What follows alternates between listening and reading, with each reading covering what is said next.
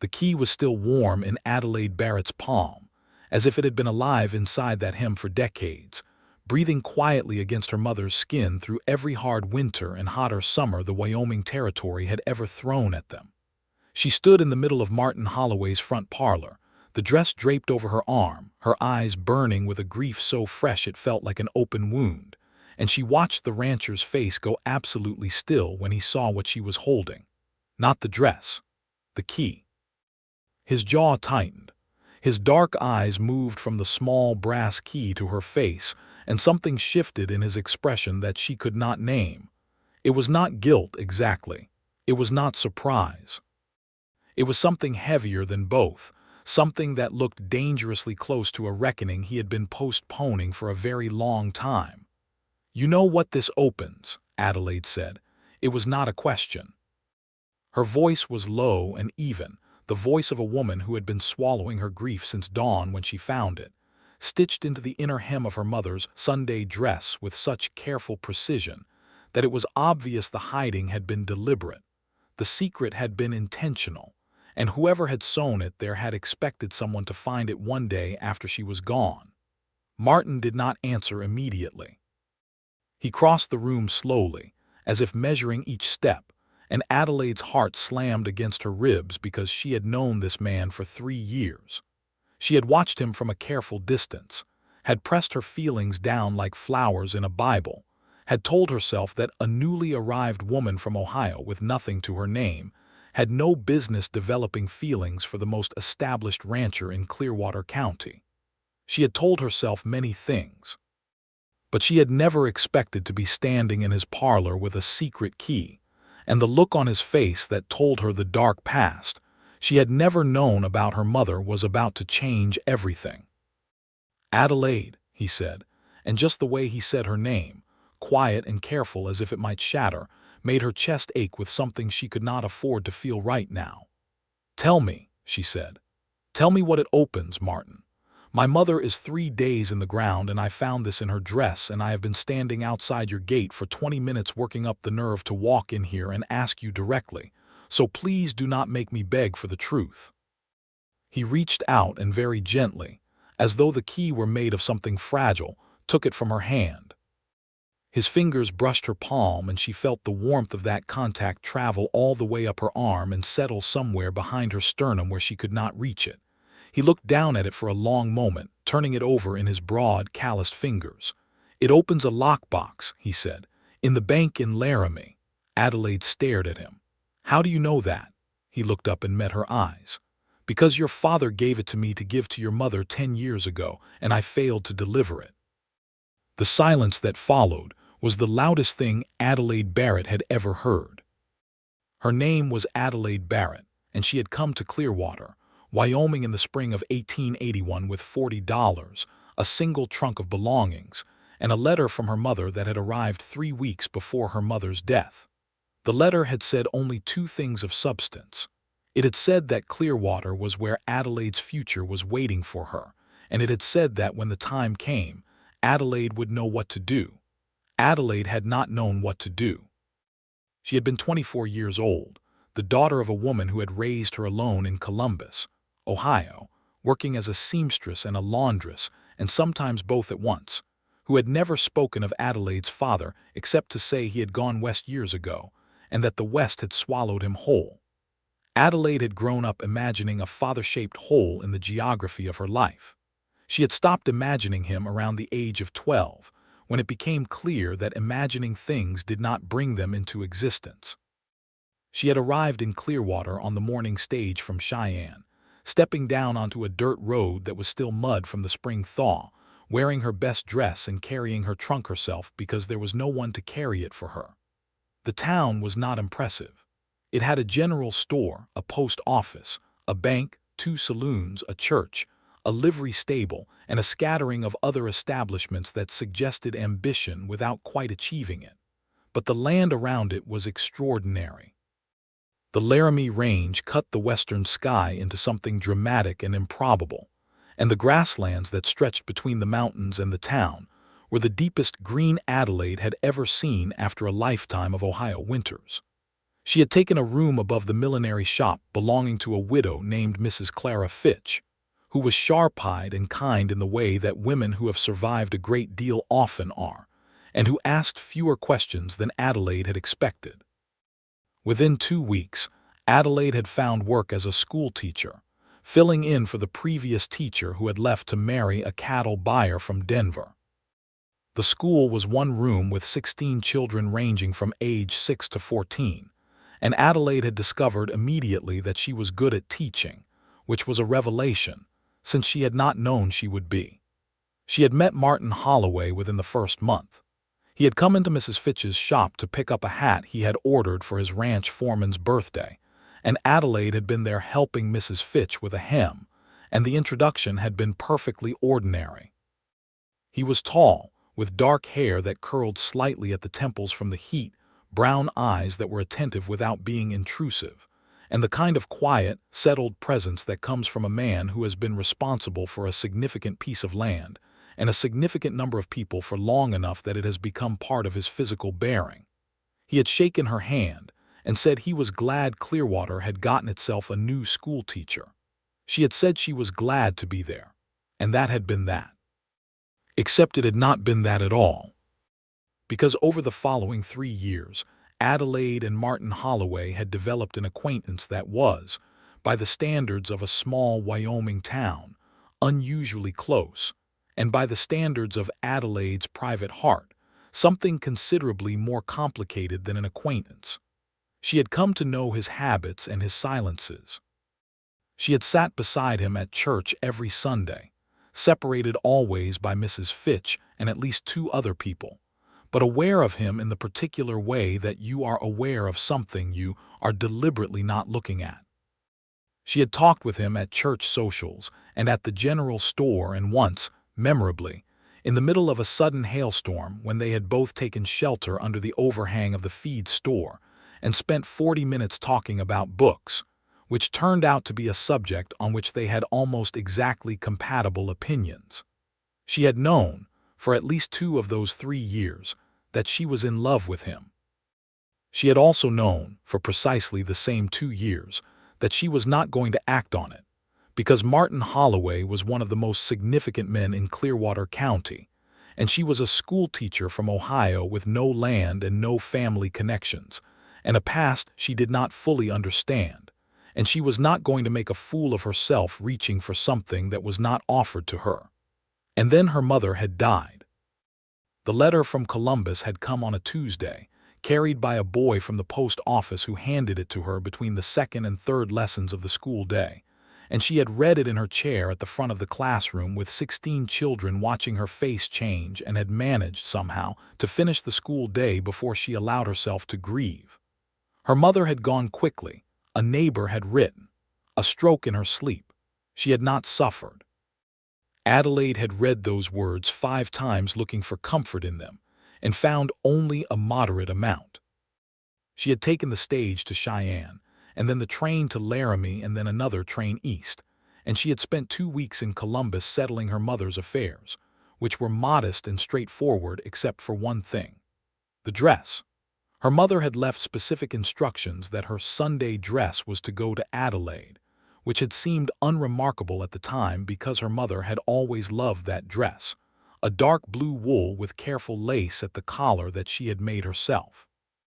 Adelaide had packed it carefully in her trunk and brought it back to Wyoming with her, and it was only a week after her return, when she had shaken out the dress and laid it on her bed with the intention of altering it to fit herself, that she had noticed the stiffness in the hem, a slight, unnatural rigidity at one point in the lower edge.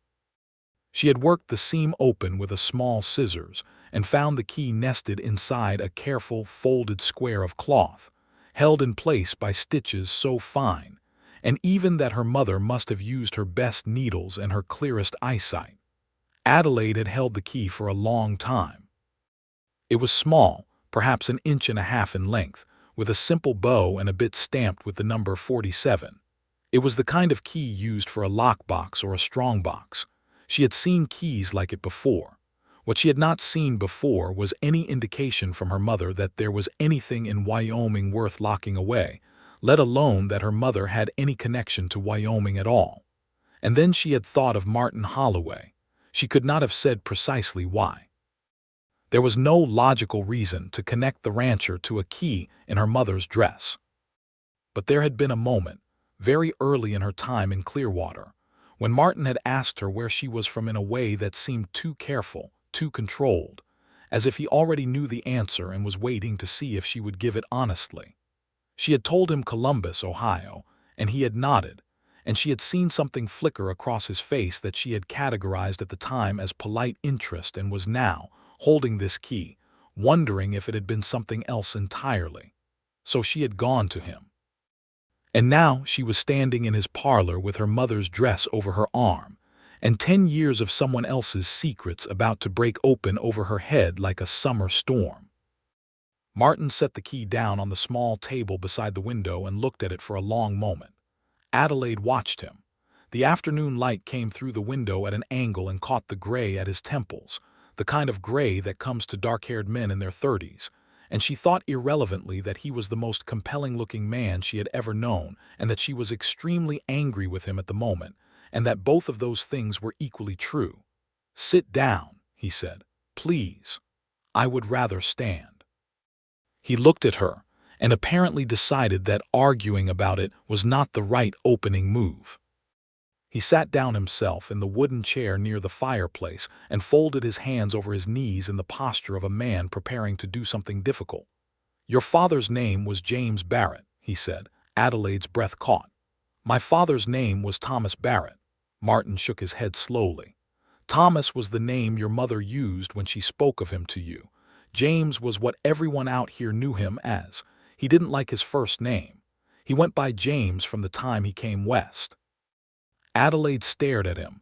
She had the strange, tilted feeling of a world rearranging itself without her permission. "You knew my father." "I did." He paused. "He was my business partner for 4 years. We ran cattle together, this ranch and the one to the east of it that belongs to the Hardwick family now. We built this operation from a very small beginning in 1869. I was 22. He was 26. We worked this land together for 4 years before things went wrong." "What things?" Adelaide asked. Her voice came out quieter than she had intended. Martin looked at the fire, which was not lit because it was June, but seemed to offer him something to look at that was not her face. "We had a third partner," he said, "a man named Everett Cole. He was older than both of us, more experienced, and he had the connections to get us a supply contract with the Army at Fort Laramie that was worth more money than your father and I had ever seen in our lives. We trusted him." He stopped. "And," Adelaide said, "and Cole was stealing from the contract, skimming money off the top, falsifying the supply weights, pocketing the difference. When the Army audited the contract in 1873, they found the discrepancies. All 3 of us were implicated. Your father and I had known nothing about it, but Cole had been careful enough in his deception that the evidence looked equally distributed between the 3 of us." Adelaide sat down. She had said she would not, but her legs made the decision for her. She sat on the edge of the settee and kept her hands very still in her lap. "My father was accused of fraud." "Yes.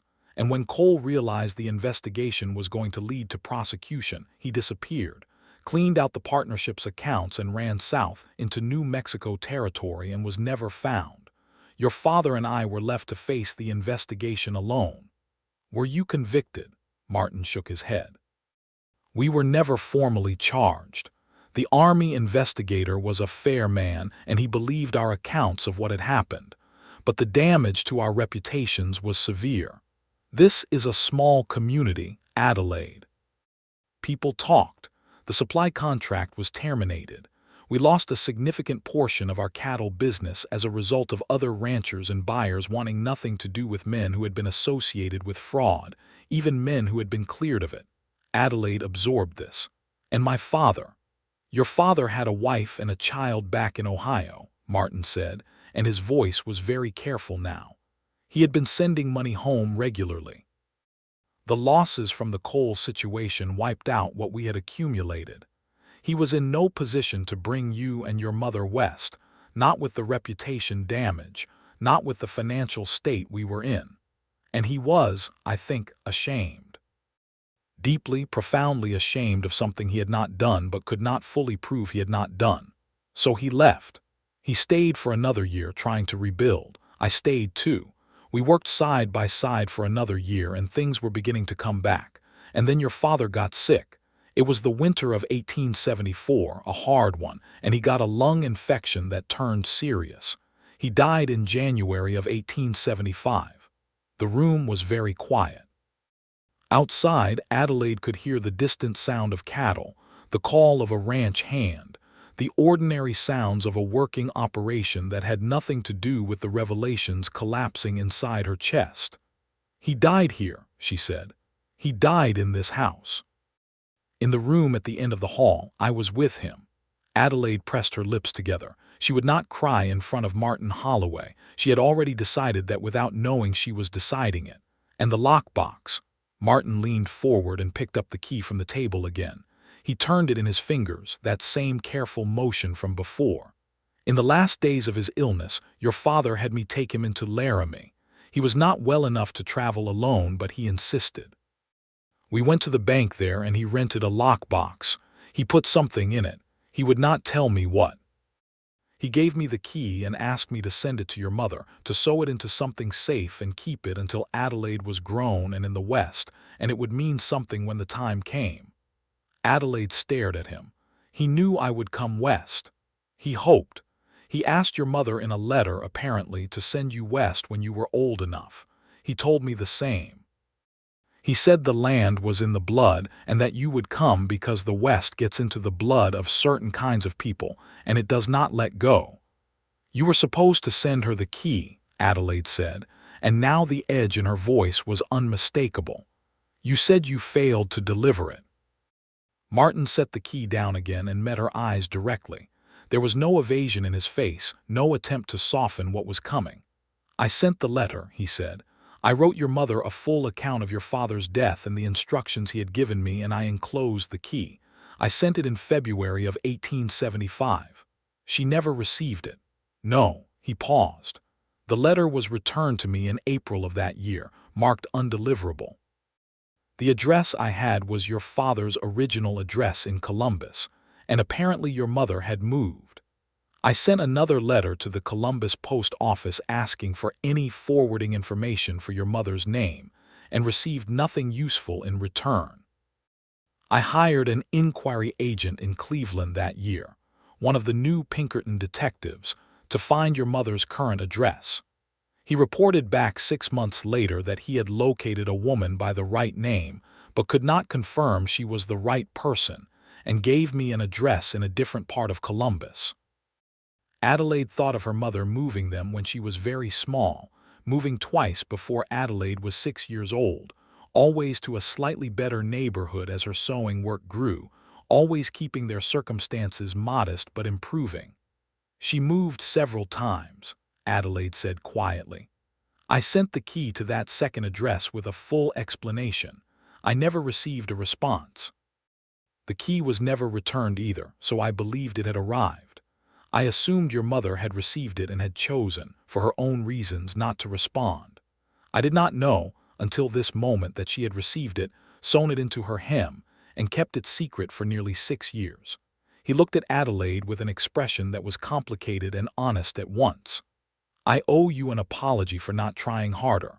I am a working rancher, and I let the busyness of the life swallow the obligation. Your father trusted me, and I did not honor that trust as completely as I should have." Adelaide sat with that. She let it settle. There was an anger available to her, a bright and righteous anger about secrets and failed deliveries and fathers dying in strangers' houses and mothers carrying mysteries in their hems, and she felt all of it moving through her like weather. But she also, sitting in the evening light of Martin Holloway's parlor with 6 years of her mother's silence, and her father's death arranged before her like a map of a country she had never known, felt something else. She felt the particular grief of a story that had been sad before she was old enough to understand it, and the complicated tenderness of knowing that 2 men who had built something together on this land had been broken by someone else's theft and had tried to hold the pieces together as long as they could. "The lockbox," she said at last. "In Laramie." "Yes. We need to go open it." Martin Holloway looked at her for a long moment, and she thought she saw something in his face that might have been relief.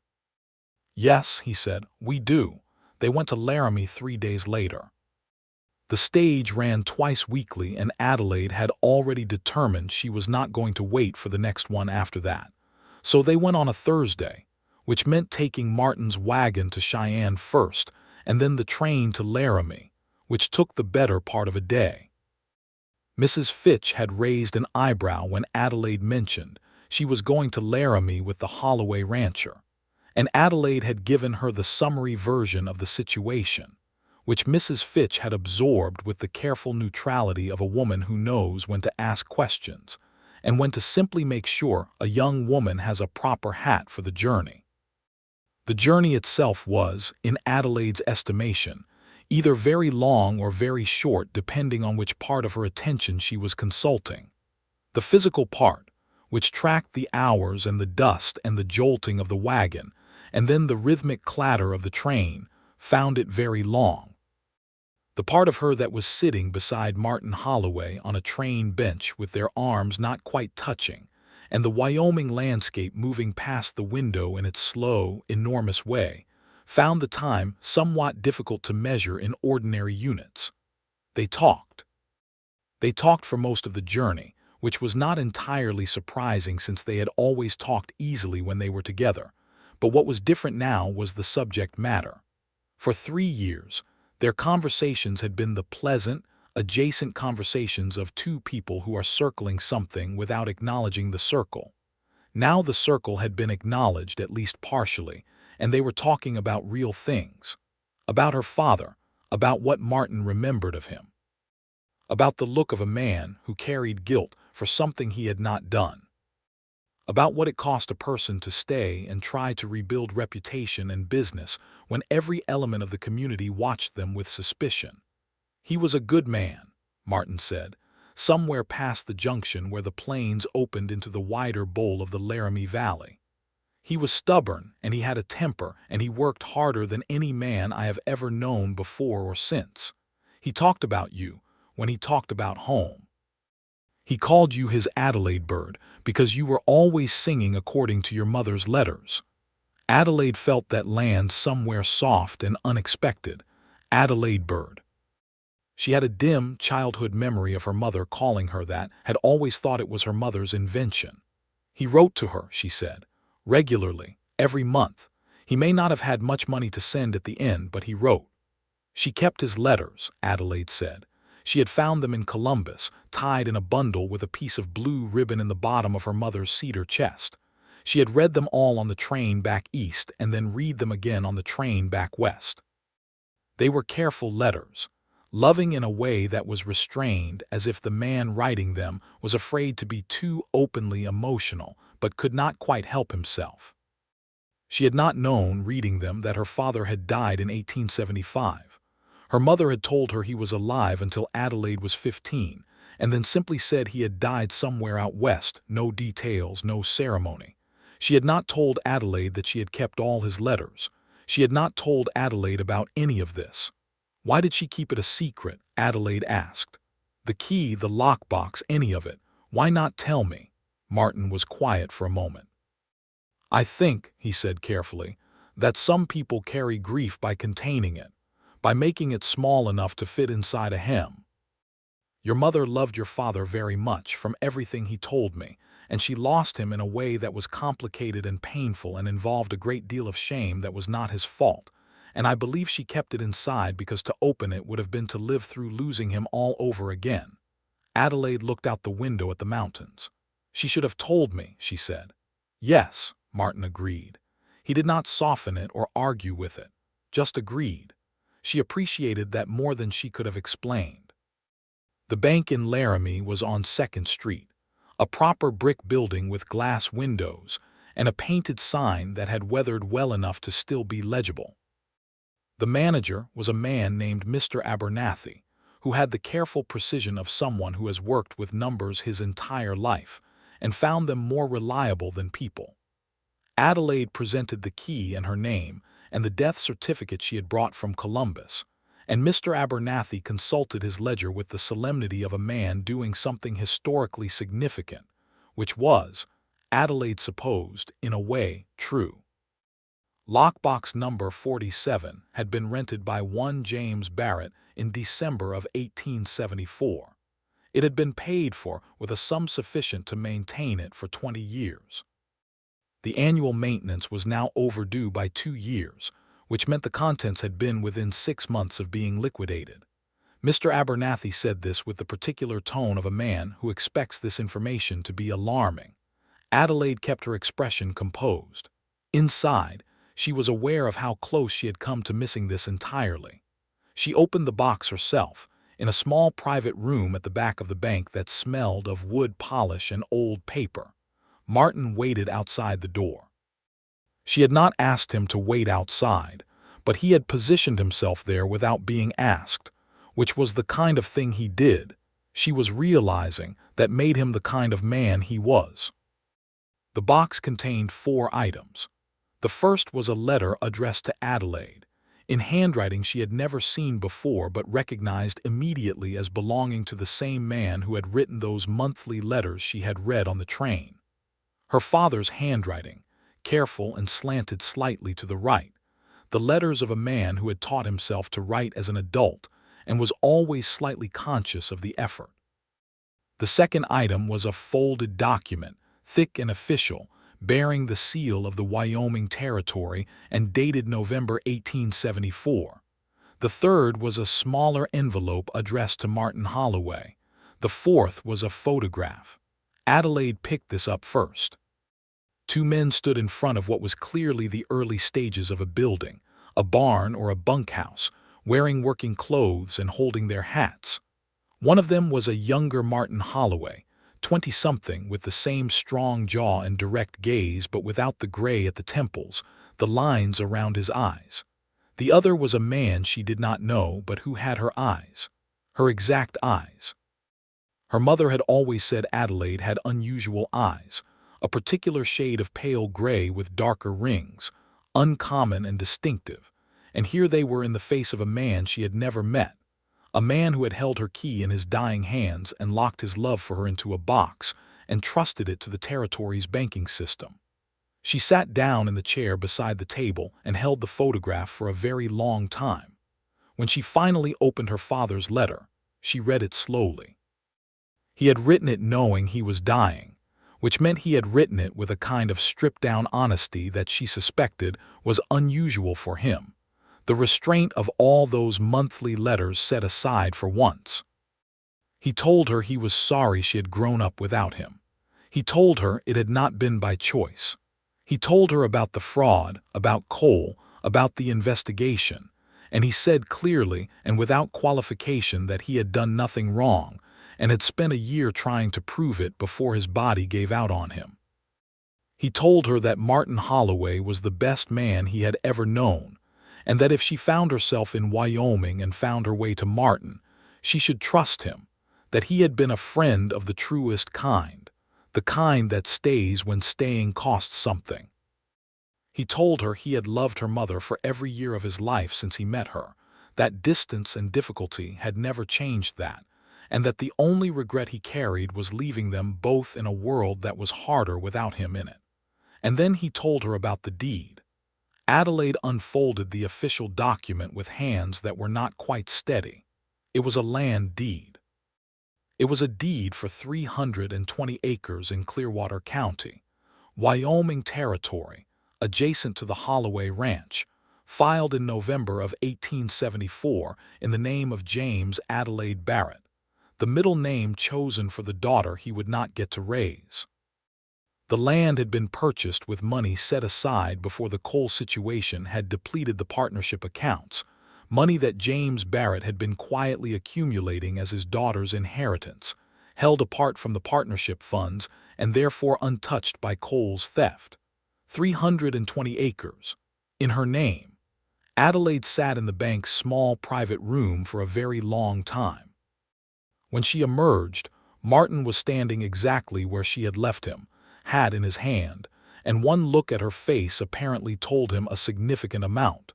He did not ask any questions.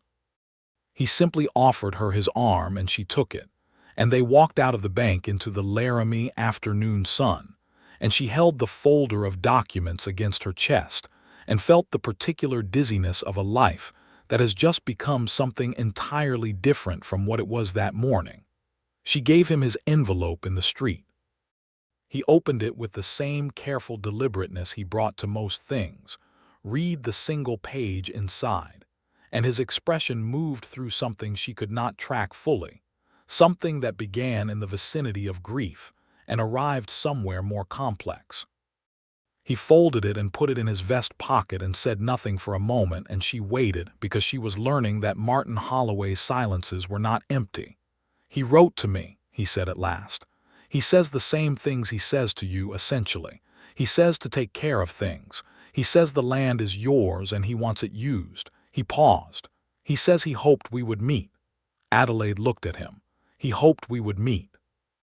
He said, and I quote him directly, that he imagined Adelaide would be the kind of woman who would find her own way west and would find her way to me, and that if I had any sense, which he acknowledged was historically debatable, I would not let her find her way back out again."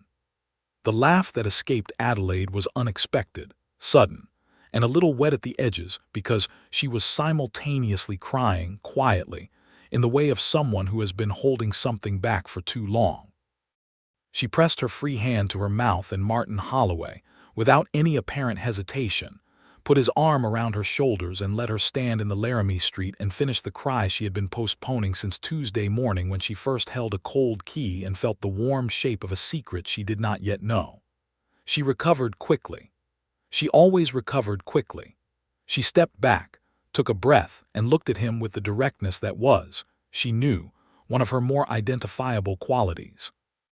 "My father's land," she said. "Is it good land?" "It is excellent land," Martin said. "It borders my western pasture. I have been running some of my cattle on it for years because it was unclaimed. I did not know it was your father's." "You will stop running your cattle on it," Adelaide said. Martin looked at her, and there was something in his expression that she had been seeing glimpses of for 3 years and had always looked away from before she could name it. She did not look away this time. "Yes," he said, "or you could run cattle on it yourself." "I do not know how to run cattle." "I could teach you." She held his gaze. The afternoon sun was warm on her face, and somewhere down the street, a blacksmith's hammer rang a steady beat, and the mountains were visible above the roofline to the west, white-capped and enormous and indifferent to all human complications. "You could," she said carefully. "Your father wanted us to meet," Martin said. "I want to be honest with you about why I think that was, and it was not only about the land." "No, your father used to talk about you," he said. "For 4 years he talked about you. He said you were going to be extraordinary. He described the way you learned things, how you went at a new subject with everything you had until you understood it completely, how you read everything you could find, how you argued with people twice your age and were usually right. He said you were going to be extraordinary and that the West would suit you better than Ohio ever could." He stopped. Then, "He said I should meet you when the time came." He said it more than once. He was not subtle about it. Adelaide stared at him. He was matchmaking. "From beyond the grave, yes. Which is either the most romantic thing I have ever heard or the most unsettling, and I am genuinely uncertain which." Adelaide Barrett, who had spent 3 years in careful, controlled orbit around this man, telling herself she had no business reaching for something that had not been offered, who had arrived in Clearwater with $40 and a letter and no family, who had found a key in a hem, and a story she had never known, and a father who had been extraordinary in ways she had never understood, stood in the Laramie afternoon and felt the entire architecture of her restraint shift on its foundations. "I have been in love with you," she said, "for approximately 2 years. I thought you should know, given the circumstances." Martin Holloway's expression did something she would spend a very long time trying to describe accurately afterward. "Adelaide," he said, "I know it is forward. I have been in love with you since approximately 3 months after you arrived and corrected Reverend Simmons's biblical citation at Sunday dinner, and then apologized for it so politely that he thanked you and then went home and looked it up and came back the following Sunday to tell you that you were correct. Adelaide remembered that incident. She had been mortified by it at the time. That was more than 2 years ago, she said. Yes. So we have both been in love with each other for more than 2 years and neither of us said anything. That would appear to be the case. That is, Adelaide said, enormously frustrating. Martin laughed, and it was a real laugh, not the polite, controlled version she had heard from him in social situations. It was full and warm, and it did considerable damage to her composure. Yes, he said, it genuinely is. They took the train back the following morning.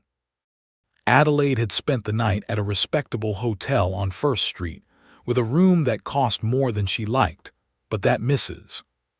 Fitch had written into her instructions as the only acceptable lodging in Laramie for a woman alone, and Martin had stayed at a boarding house 2 streets away where he apparently had a standing room, because he came to Laramie several times a year for business. They had eaten dinner together at the hotel's dining room, which was a formal enough establishment that no one could have found any impropriety in it, and had talked for 3 hours over a meal that Adelaide could not have described afterward because she was not paying sufficient attention to the food. They talked about the land, about what Adelaide might do with 320 acres, about cattle and winter feed and water rights and the particular character of the Clearwater Valley soil. Martin knew her land better than she did. He had been living beside it for years, and he explained it to her in the specific, unsentimental way of a man who understands that good land is one of the most serious things in the world and deserves to be discussed accordingly. Adelaide listened and asked questions and took mental notes in the organized fashion that was native to her, and at some point during the discussion, she realized with a quiet shock that she was not just thinking about land management but about a future, about a life here in this valley with this specific geography and this specific man's knowledge of it to draw on. They talked about her father. Martin had stories, specific and clear and funny in places, the kind of stories that could only come from someone who had known a person in the dailiness of shared work and shared meals and shared setbacks.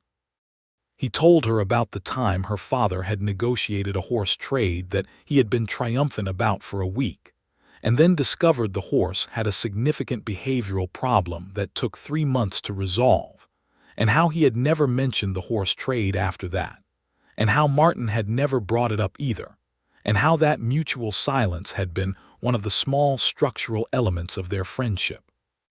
He told her about the way James Barrett would sing to himself while he worked, always slightly off-key, always completely unaware that he was doing it, and something about that detail hit Adelaide with a sudden force because she did too. She sang to herself while she worked and had no idea she was doing it until students at the school pointed it out. On the train back to Cheyenne, with the grasslands moving past in their enormous, indifferent way, Adelaide fell asleep against the window, and woke to find that at some point in her sleep she had leaned against Martin's shoulder, and he had not moved away. She sat up quickly, and he was reading a newspaper, very composed, and looked up when she moved with an expression of mild, pleasant inquiry as if nothing unusual had occurred. "We are almost to Cheyenne," he said. "Yes," she said, and straightened her hat and said nothing else, and was aware for the remainder of the journey of the warmth in the space between their shoulders. Back in Clearwater, things moved at the particular pace of people who have said important things out loud and now have to figure out what those things mean in practical terms, which is always slightly slower than the emotional moment suggests it will be. Adelaide returned to her school and her room above Mrs. Fitch's shop and her routine.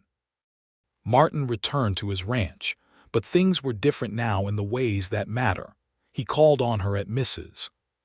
Fitch's on the following Sunday, formally, with his hat in his hand, and asked if she would like to take a drive out to look at her land. She would like that very much, she said, and Mrs. Fitch, who was in the next room pretending to be busy with accounts, said nothing audible but managed to communicate her approval through the medium of slightly louder page-turning. They drove out in the late afternoon when the heat had gone off the day, and Martin stopped the wagon at the eastern edge of the property at a point where a low ridge gave a view of the full extent of it, and Adelaide stood in the wagon bed and looked at 320 acres of Wyoming grass and mountain backdrop and felt a vertigo that had nothing to do with the height of the wagon. "It is mine," she said. "It is yours," Martin confirmed. "My father bought this." "He did. He put aside a small amount every month for years. He was very disciplined about it. I did not know what it was for at the time." He paused. "I think I know now. I think he was building her this for you. He was building a foundation for a life he hoped you would have out here." Adelaide looked at the land, at the grass and the sky and the mountains, at the way the evening light came across the ridge to the east and gilded the tops of the grasses in something close to gold. Her father had stood somewhere near here, she thought. He had looked at this land and thought of her. "I am going to need to learn a great deal," she said. "You will," Martin agreed. "You are exceptionally good at learning things, from everything I have observed." She looked at him. He was watching the land too, but with the sideways attention of someone who is primarily watching the person next to them. "My father trusted you," she said. "He did. He was, apparently, a good judge of character." "He had his moments," Martin said. She reached over and took his hand, which was resting on the wagon seat. She had not planned to do it. It was simply the obvious next physical expression of the conversation. He looked down at their joined hands and then up at her, and the expression on his face was the same one from Laramie, the one she was still working on naming, and she thought now that what it was a man seeing something he had wanted for a long time and still not quite believing it was real. "I am not going anywhere," she said, because it seemed like the thing he needed to hear. "No," he said, "I know." Over the following months, Adelaide learned cattle. She learned water rights and grazing rotation and the mathematics of winter feed calculation. She learned how to ride properly, not the decorative side saddle style of her Ohio girlhood, but the actual working style of the West, astride, in a split skirt of her own making, which caused mild consternation in town, and which she ignored with the polite, absolute determination that was her characteristic approach to people's opinions about her choices. She learned from Martin, who taught the way he did most things, with patience and specificity and the quiet assumption that she was capable of understanding anything he explained. She also learned him. She learned his restlessness before a cattle drive and his stillness after one. She learned that he had a collection of books that was larger and more varied than anyone in Clearwater suspected, stacked in every room of the ranch house and spilling off the shelves into careful piles on the floor. She learned that he had been alone for 8 years since a brief, early marriage to a woman named Helen who had left for San Francisco, and the more civilized life she had always wanted, a parting that had been mutual and sad rather than bitter, and that he spoke of it without resentment, but also without any desire to revisit the subject. She learned that he was funny in a dry, understated way that required attention to catch, and that he found her funnier than she found herself, which she considered an excellent quality in a person. They were courting, by that point, in the full meaning of the word. Everyone in Clearwater knew it. Mrs. Fitch knew it with particular satisfaction. Reverend Simmons knew it and approved. The children at Adelaide's school knew it in the way that children always know the romantic affairs of the adults around them, with a mixture of detached amusement and proprietary interest. Martin proposed in November, which was perhaps not the most romantic month in which to be proposed to in Wyoming, being the month when the world turns gray and the wind develops a particular personality. But it was the month that felt right to him, and he had said as much, explaining that he had been planning to propose since August and had waited because he wanted to be certain Adelaide had had enough time to know her own mind. Which she had pointed out to him somewhat vigorously was both considerate and presumptuous, and he had agreed that both were true and proposed anyway. He proposed in the barn. Not a romantic choice by conventional standards, but he had been showing her something about the winter feeding system, and the late November light through the barn's high windows was doing something extraordinary to the dust motes in the air. And he had simply stopped mid-sentence about hay storage and turned to her and asked if she would marry him without preamble or theater, because he was not, as he freely acknowledged, a theatrical person. She had said yes before he finished the sentence, not because she was impulsive, but because she had been ready to say yes since August herself and had been waiting for him to ask. Mrs. Fitch cried when Adelaide told her. She also produced, from somewhere in the depths of her shop, a bolt of cream-colored silk that she had been holding for the right occasion for 3 years, which she presented to Adelaide as a wedding fabric with the air of someone who had always planned for exactly this. The wedding was in January, a cold, clear day when the sky over Clearwater was the deepest blue that only occurs in the west in January, and the mountains to the west were postcard precise against it. The church was full. Adelaide wore cream silk over a wool petticoat because warmth was not optional in Wyoming in January, and her mother's lace collar pinned at her throat, and she carried a small bunch of dried flowers that one of her students had pressed for her the previous fall with optimistic foresight. Martin wore his best suit, dark wool, and stood at the front of the church with his foreman, a broad-shouldered man named Pete Garrison, who took his role as witness, with the gravity of someone handling a significant legal document. They made their promises to each other in front of Reverend Simmons and 40-some people who had been watching them orbit each other for 3 years with varying degrees of impatience. And when Reverend Simmons pronounced them married, there was an eruption of genuine joy from the congregation that had less to do with ceremony and more to do with the relief of watching 2 people who were obviously meant for each other finally get there. The reception was at the Clearwater Grange Hall, and there was dancing, and Adelaide danced with Martin for the first time formally, although they had stood near each other at a dozen dances over 3 years without ever actually dancing together, which she mentioned to him during the second dance, and which he said was another item on his extensive personal list of wasted time to be answered for, and she laughed and leaned her cheek against his shoulder and felt the solid, steady warmth of him and thought that her father, wherever fathers went, would be satisfied. They spent the first part of the spring sorting out the practical arrangements of Adelaide's land. Martin had strong opinions about how the 2 adjacent properties should be managed together, and Adelaide had equally strong opinions about maintaining the legal distinctness of her inheritance, and they had the first real argument of their marriage over this in the kitchen of the ranch house one evening in March. The kind of argument that is not actually about land at all, but about autonomy and respect, and whether a person who has come into their own inheritance intends to simply fold it into a larger operation or build something of their own. Martin heard her out, in the way he had of listening that was complete and present, and then said that she was entirely right and that he had been thinking about it from the wrong angle. And what did she want to do? What she wanted to do, Adelaide had decided over the winter months of planning, was to run sheep. The cattle ranchers of Clearwater County had opinions about sheep.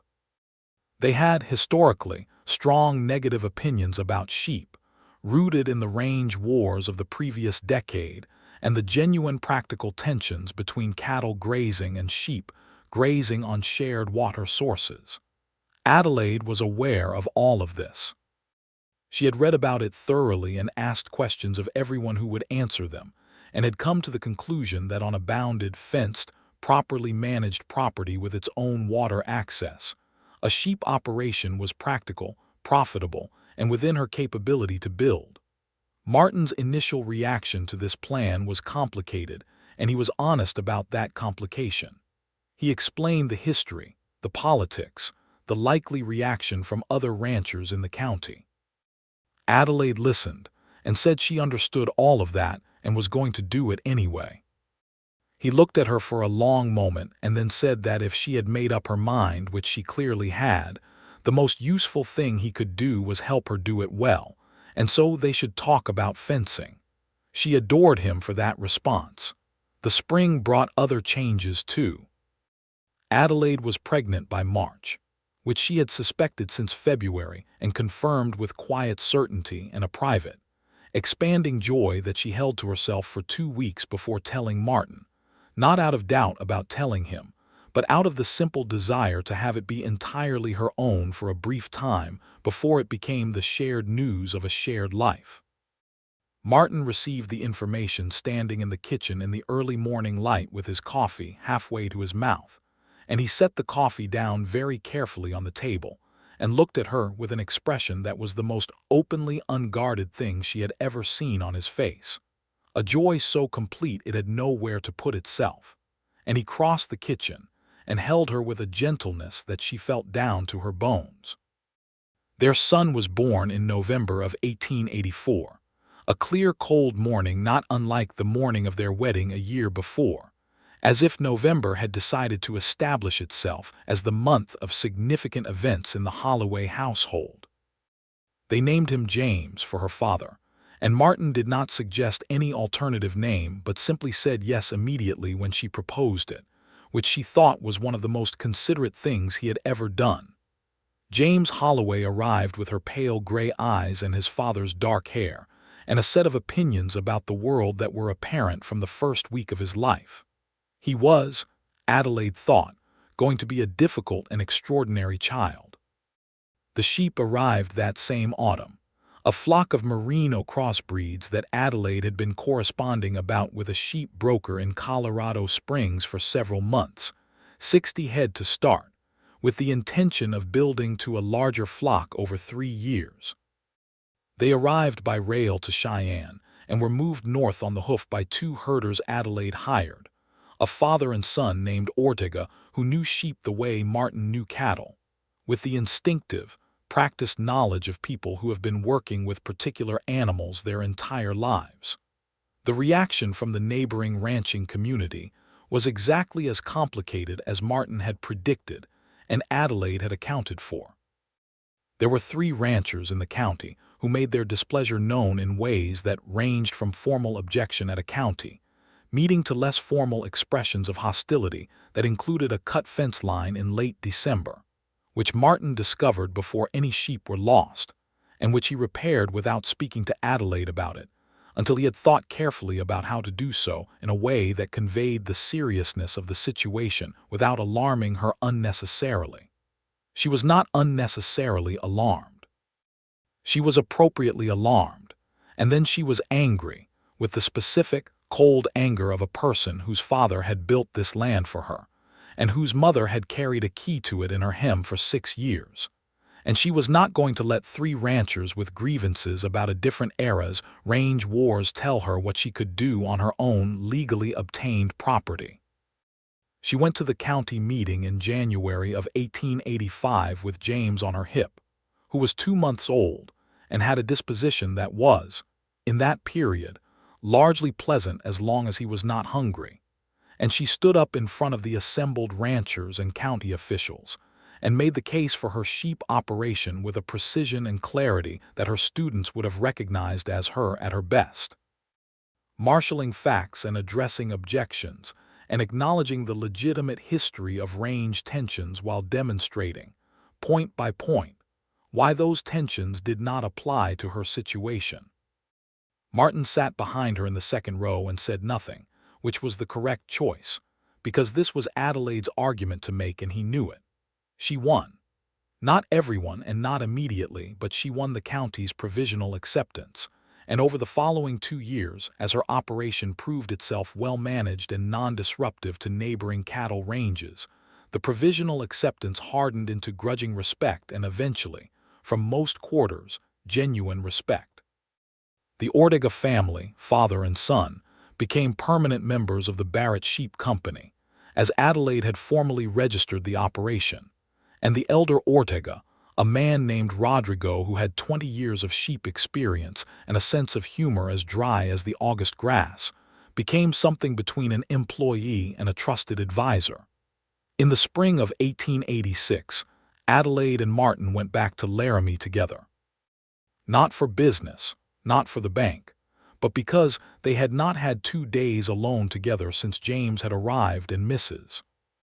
Fitch, who had become effectively the child's honorary grandmother, had told Adelaide firmly that she was taking the baby for the weekend, and that Adelaide and her husband were going to take themselves to Laramie and remember what it was like to be two people before they were two people and a baby, which was sound advice that Adelaide followed. They stayed at the hotel on First Street, where Adelaide had stayed on their first Laramie visit, in a room with a view of the mountains, and they ate long dinners and walked along the river in the evenings, and talked the way they had talked on that first train journey, completely and without agenda, the way that people who trust each other absolutely talk when there is nothing required of them for a short time except their own company.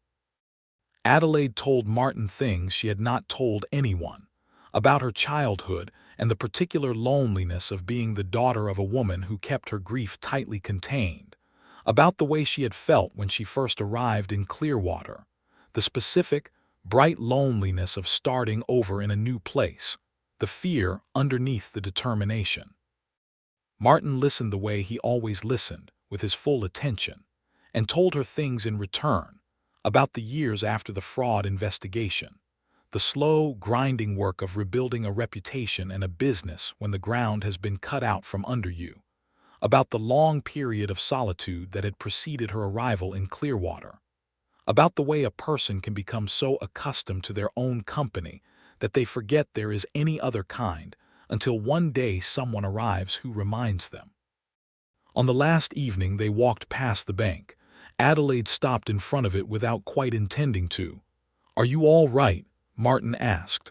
"I was thinking about the first time," she said. "Standing here before we went in, how frightened I was." "You did not look frightened." "I was very frightened," she said. "I was frightened that whatever was in that box would be something that changed the story into something I could not bear. I was frightened it would be debt or disgrace or something that would have made my father a different kind of man than I was hoping he was. And instead he was exactly the kind of man you had told me he was." She looked at the bank facade, the worn brick and the painted sign, and there was the land, and the letter, and the instruction to trust you. Martin put his arm around her shoulders in the easy way he had developed over the years of their marriage, the way that says this person is mine and I am theirs, and this is the most natural thing in the world. "He had good instincts," he said. "He had excellent instincts," Adelaide said, "even from beyond the grave. Especially from beyond the grave." She leaned against him in the Laramie evening, watching the last light leave the mountains to the west, and thought about keys and hems and hidden motives that turned out not to be dark at all, about secrets that were not betrayals but were grief in small, stitched-up forms, about a father she had never met who had known her well enough to leave her exactly what she needed. She thought about Martin, about the 8 years he had carried the knowledge of a key and a lockbox and a partner's daughter growing up in Ohio, not knowing if the letter had arrived, not knowing if any of it had meant anything. About the patience of that, the quiet, long patience of a good man carrying a responsibility he could not fully discharge and waiting for the story to resolve itself in its own time. "I need to tell you something," she said. He looked down at her. "I am expecting again," she said, the arm around her shoulders tight. She felt him take a long breath. "When?" he asked. "Autumn. November again, probably, if the pattern holds." "November is apparently our month," he said. "It would appear so." She smiled at the mountains. "I was thinking if it is a girl I would like to name her Clara for Mrs. Fitch." Martin was quiet for a moment. "Clara Holloway," he said. "Yes, that is right." "And if it is a boy," he thought about it. "Thomas," he said, "for your father's other name, the one your mother knew him by." Adelaide felt the particular fullness that had been the dominant condition of her chest for 2 years now, the feeling of a life that had become, improbably and against considerable odds, exactly what it should be. "Thomas," she said. "Yes, that is right too."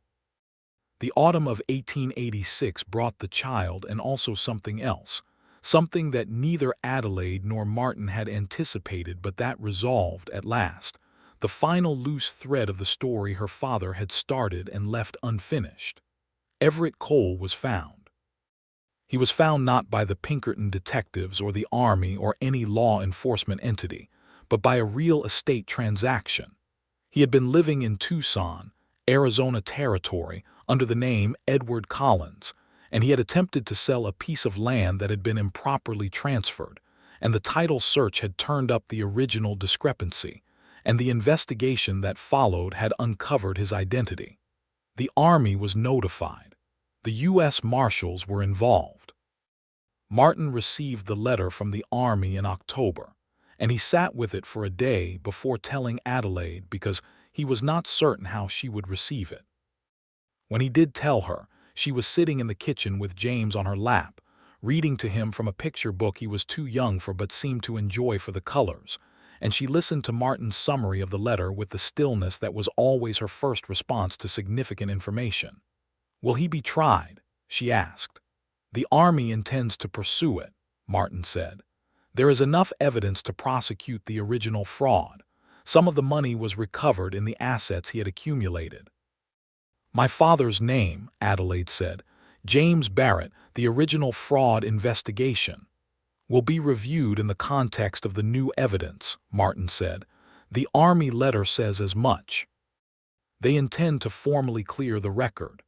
Adelaide looked down at James, who was studying the picture book with the concentrated expression he brought to things that interested him. He was 2 years old and looked increasingly like his grandfather's photograph. "Tell them," she said. "Tell them to use his correct name. James Barrett, not Thomas. He should be cleared as himself." "I will tell them exactly that," Martin said. The formal exoneration came in a letter from the U.S. Army Department of Supply in December of 1886, addressed to the estate of James Barrett, care of Martin Holloway, Clearwater, Wyoming Territory. It confirmed that the fraud perpetrated against Army Contract No. 447B in 1873 had been the sole work of one Everett Cole, and that James Barrett and Martin Holloway were fully exonerated of any involvement or culpability in the matter. The letter was signed by a colonel whose name Adelaide did not recognize but whose authority in this particular matter was absolute. She framed it. She hung it in the parlor of the ranch house, beside the photograph of her father and Martin that she had found in the lockbox, the two young men in front of an unfinished building with their hats in their hands, squinting against the frontier sun. Clara Holloway was born in November of 1886, as Adelaide had predicted, on a morning that managed to be warm for November, as if the season itself was making an accommodation. She had Martin's dark hair and Adelaide's gray eyes, which seemed an arrangement everyone found satisfactory, and she arrived with a disposition so peaceable that James, who had been watching her arrival with the grave uncertainty of a 2-year-old presented with a competitor, gradually relaxed into cautious acceptance over the first 2 weeks of her life. By Christmas, he had appointed himself her guardian in the unilateral, proprietary way of 2-year-olds, and could be found at all times of the day stationed near wherever she was, on the principle that whatever was important to his parents must be important to him as well. Life settled into the shape it would hold.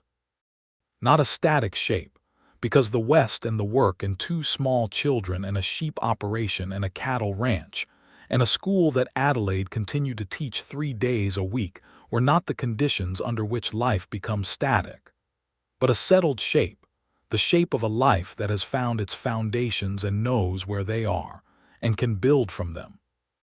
Adelaide continued to expand the Barrett Sheep Company. By 1888 she had 200 head and had begun a small wool processing arrangement with a mill in Denver that came directly after a conversation Adelaide had initiated by simply writing a letter and asking for a meeting, which the mill owner had apparently found so refreshingly direct that he had agreed immediately. Rodrigo Ortega had brought in 2 additional hands, both from families he knew, and the Barrett-branded wool was developing a small reputation in the regional market for consistency and quality. Martin's cattle operation had its own rhythms and its own good years and difficult ones. The hard winter of 1886 into 1887 hit the Wyoming cattle industry severely, and Martin lost cattle that winter, not as many as some operations because he had been conservative with his stocking numbers, but a meaningful loss nonetheless. It was a difficult spring. Adelaide managed the household accounts with the precision she brought to everything, and they came through it without the financial ruin that took several other ranches in the county that year, some of which never recovered. In the recovery spring of 1887, Martin planted a kitchen garden on the south side of the house that Adelaide had been requesting for 2 years, not because the timing was celebratory, but because he had promised it and the hard winter had put it off, and now the ground was clear, and the season was right. He turned the soil himself, methodically, in the early mornings before the workday, and Adelaide brought James out to watch, and James helped in the way that a 2-year-old helps with physical labor, which is to say enthusiastically and without useful effect. And Martin planted him a small row of beans of his own, and James regarded these with a proprietorial pride that lasted all summer. The summer of 1887 was also the summer Adelaide found the second letter. She had been going through a box of her mother's papers that she had brought back from Columbus, papers she had meant to sort through sooner, but that had been displaced repeatedly by the events of the preceding years. Among the papers was a letter in her mother's handwriting, addressed to no one, dated 1879.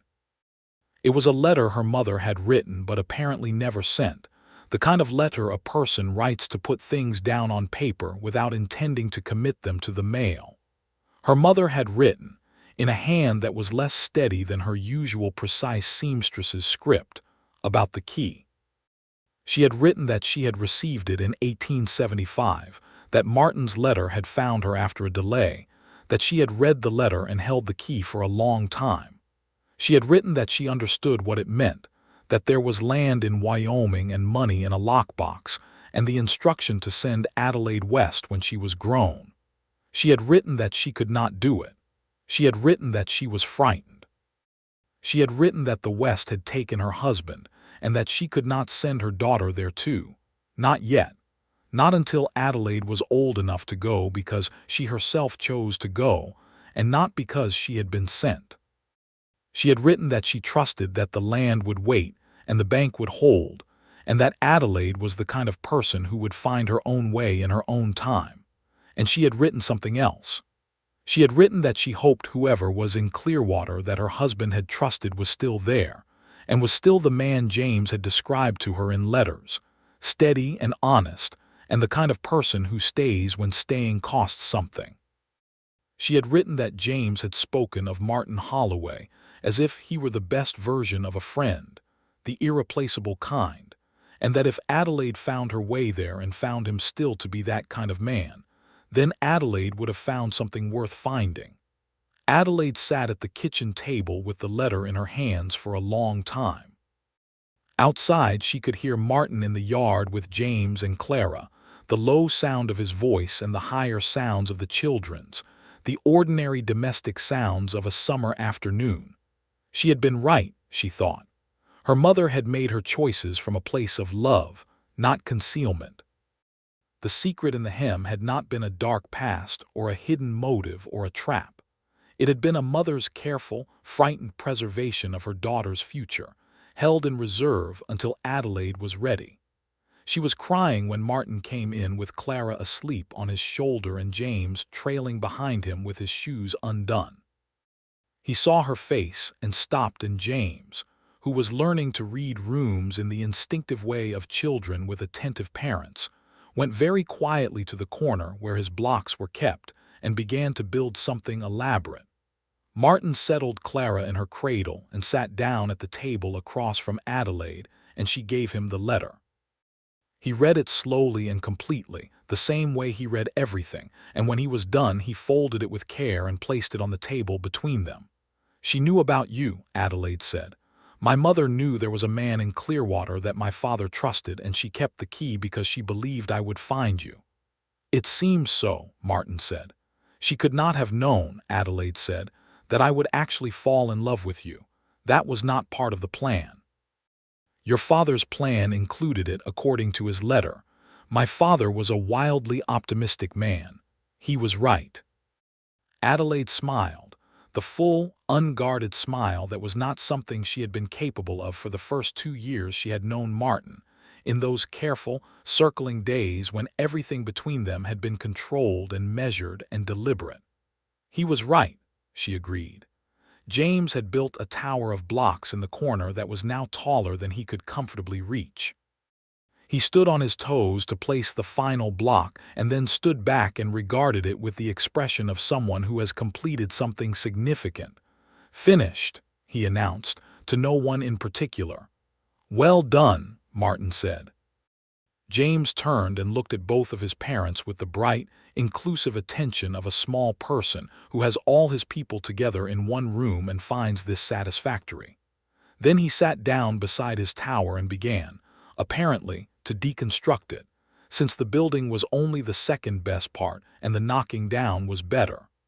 The following year, 1888, Adelaide made one more journey to Columbus. She went alone, which Martin accepted without argument after a brief conversation in which she explained that she needed to do this by herself, and which he understood in the way he understood most things she told him about her own inner workings, with a quick, complete comprehension that still surprised her after years of it. She needed to visit her mother's grave. She needed to stand there and say the things she had not been able to say at the burial, because she had not yet known what needed to be said.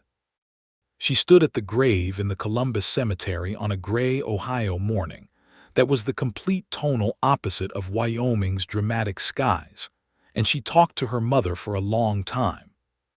She told her about Martin. She told her about James and Clara. She told her about the land, about the sheep, about the wool going to Denver, and the letter from the army that hung in the parlor next to the photograph. She told her mother that she understood now why the key had been in the hem, that she had read the unsent letter, that she did not have any anger left about the secrecy, that what she had instead was a gratitude so large she did not always know what to do with it. She put her hand flat on the headstone and stood there for a moment, feeling the cold Ohio stone under her palm and thinking of Wyoming granite, the mountain faces visible from the kitchen window on clear mornings, the rocks along the creek that ran through her father's land, her land, the land that had been waiting for her before she knew what waiting meant. "He was everything you said he was," she said. "Martin, he was everything Father said and everything you hoped. I want you to know that." The gray Ohio morning said nothing in return, but Adelaide had not expected it to. She had said what needed saying, and that was sufficient. She came home to Clearwater on a Thursday in October, stepping off the stage in the early afternoon to find Martin waiting at the stage stop in the wagon, which she had not asked him to do, and which she therefore found completely characteristic, and James beside him standing on the wagon seat with his father's arm around him being the safety apparatus that was required in that situation, and Clara in Martin's other arm, awake and looking around with the alert, interested expression she had developed recently as her world expanded from the immediate domestic sphere outward into the larger and increasingly fascinating context of everything else. Martin helped her down from the stage and she took Clara from him, and Clara put both hands into Adelaide's hair, and Adelaide bore this with the patience of practice. "Well," Martin said. "Good," Adelaide said. She looked at him in the October afternoon light. In this town she had arrived in 7 years ago with $40 and a letter. In this valley her father had bought land in, and her mother had kept keys for, and her husband had been building a life in since before she was old enough to find her way here. It was good. James had gotten down from the wagon in his independent, determined way, and was examining something in the road that had caught his attention, a beetle or a pebble, or one of the 1,000 interesting small things that demanded his constant investigation of the world. Martin watched him for a moment with the particular expression of a father watching a child who is not yet aware of being watched, an expression that was, Adelaide thought, one of the most private and beautiful things she had ever seen on a human face. The years continued in the way that good years do, each one carrying its own character and texture. The Barrett Sheep Company reached 300 head by 1890, and Adelaide hired a full-time manager to handle the daily operations. A competent woman named Ruth Hendricks, who had been running her late husband's small farm, and who had, Adelaide thought, entirely too much organizational ability to be confined to a farm. Ruth proved her right within 6 months, and the operation ran with an efficiency that freed Adelaide to spend more time at the school, which she had been teaching full-time again since Clara was old enough for Mrs. Fitch to watch during school hours. Mrs. Fitch was, by 1890, 62 years old and had no intention of slowing down, and kept Clara in the millinery shop in a way that was probably too permissive of small children handling fabric, but produced a child who could identify the difference between wool and cotton by touch at age 3. Martin and Adelaide's third child was born in the spring of 1891, a departure from November that both parents found slightly surprising, and the child apparently found entirely satisfactory. He was larger than either James or Clara had been, a broad, dark-haired boy who arrived loudly, and with an immediate, enthusiastic engagement with the world that suggested he intended to make his presence known from the outset. They named him William, for no one in particular, simply because it suited him, and James, who was 6 by then, received his brother with the authority of a child who has already been through the arrival process once and considers himself experienced. Adelaide's school grew through the 1880s, and into the 1890s as Clearwater grew, new families arriving in the valley with the steady, hopeful momentum of the western migration that was still filling in the blank spaces on the map. By 1892, she had a second classroom and a second teacher, a young man named Mr. Forsyth fresh from a normal school in Iowa, whom she supervised with the same precision and patience with which she had supervised every other complex operation in her life. The ranch house changed too. Martin added 2 rooms in 1889, when it became clear that the original structure was not going to accommodate 3 children indefinitely, without consequences for everyone's sleep and sanity. He did much of the building himself, in the evenings and on Sundays, with help from Pete Garrison and Rodrigo Ordega, and a rotating cast of ranch hands who had opinions about construction that Martin listened to with more patience than their expertise necessarily warranted, because that was how he approached most things involving people and their contributions. The result was a house that was clearly the work of several hands over several phases of addition, asymmetrical in a way that Adelaide found charming and Martin found slightly professionally embarrassing, and that felt, in all its imperfect, expanded warmth, exactly like what it was, a home that had grown to fit the life being lived in it. On an evening in June of 1893, 12 years after Adelaide had first stepped off the Cheyenne stage in the Clearwater mud, she was sitting on the porch that had been added to the south side of the house in the 1889 expansion, reading by the last of the evening light. Martin was in the barn finishing the evening rounds. James was 9 years old and somewhere nearby with the independence of a child who has been trusted incrementally and has never given reason to reduce that trust. Clara was inside with William, who was 2, and had recently discovered a comprehensive interest in destruction that kept his older sister occupied. It was one of those Wyoming evenings that happen sometimes in June, when everything the territory is capable of doing aesthetically seems to be happening simultaneously.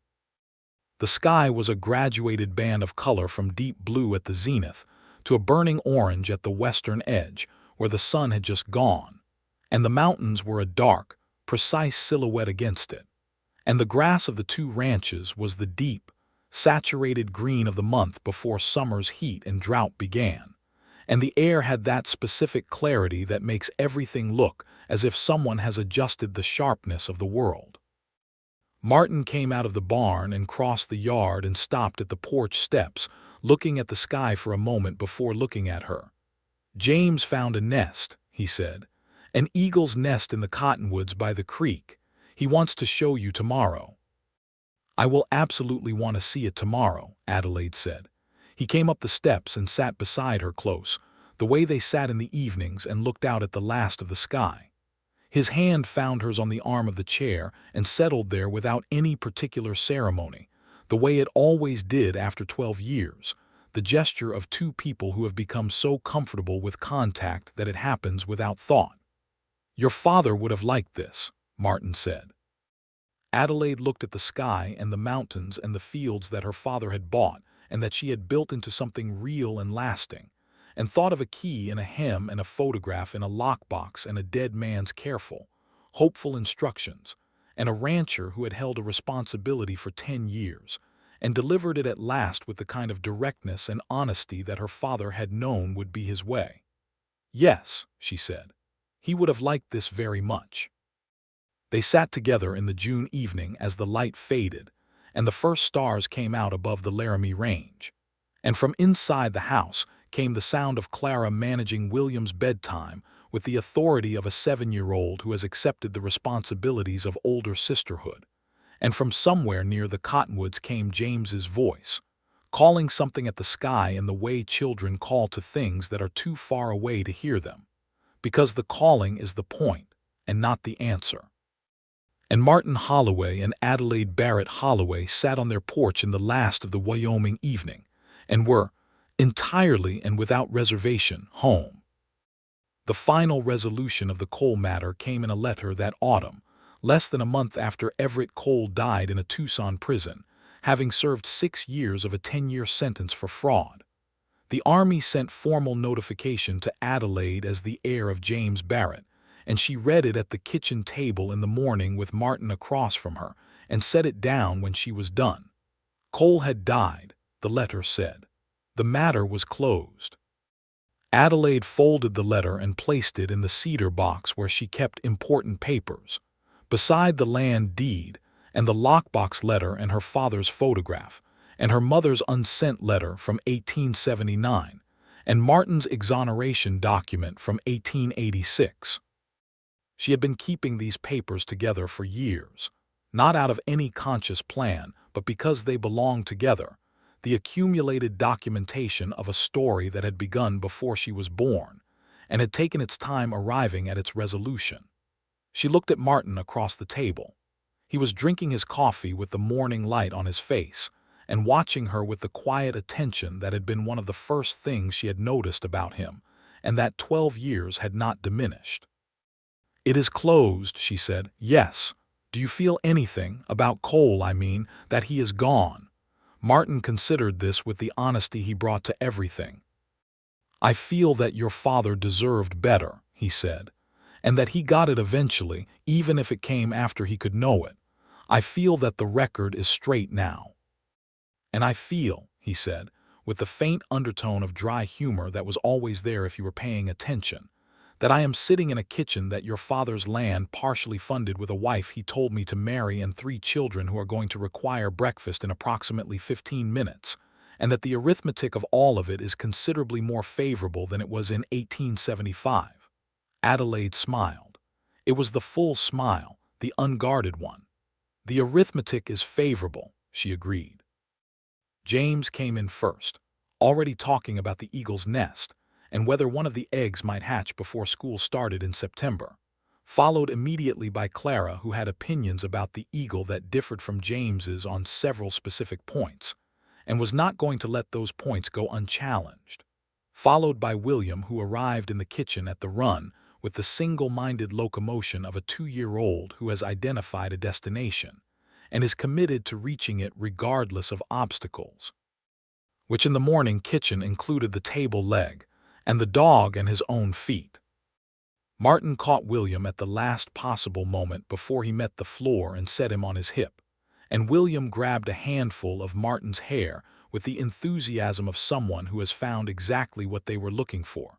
And James and Clara continued their argument about eagles at a volume that was not technically unreasonable for the kitchen, but suggested outdoor standards were being applied to indoor spaces. And Adelaide stood up and put the coffee pot back on the stove, and looked at all of them in the full morning light of a September day in Clearwater, Wyoming, in the year of our Lord 1893, and felt the key-warm weight of a life that had been sewn into the hem of something larger than herself and had been waiting, across years and distances and grief and hope and the breadth of a continent, to be found at last and opened.